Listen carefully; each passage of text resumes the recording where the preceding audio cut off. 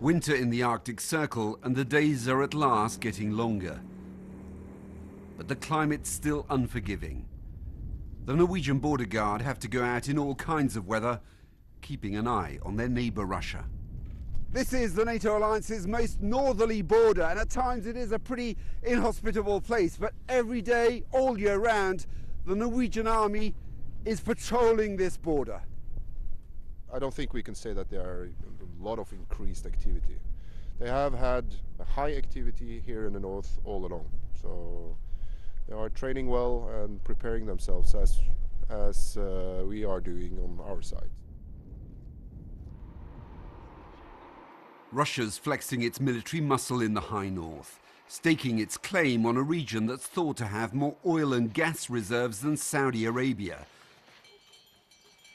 But the new US Defence Secretary has called Russia's moves in the Arctic aggressive. It's not reached the levels of the old Cold War, but the temperature is dropping. Further south, US Marines are now being trained by the British, learning how to survive and fight in the Arctic. For many, it's their first time on skis.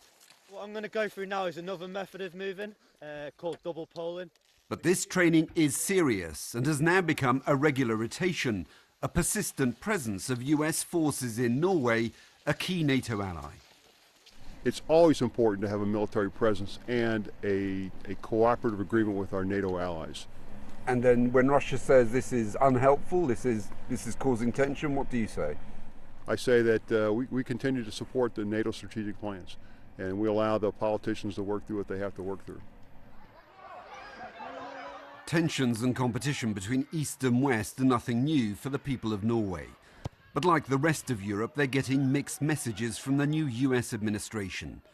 A Defence Secretary, James Mattis, who's talking tough on Russia, but a president who appears to want closer ties. I'm more afraid of Donald Trump than Putin. When you look at Vladimir Putin and Donald Trump, which of those two would worry you more? Both. How could you possibly pick just one? I'm actually more worried about Trump than Putin. Because Putin is like a controlled maniac, but Trump is uncontrollable maniac. For Norway's border guards, it's still business as usual. But these are also increasingly uncertain times, when no one knows what tomorrow will bring. Jonathan Beale, BBC News, in the Arctic Circle.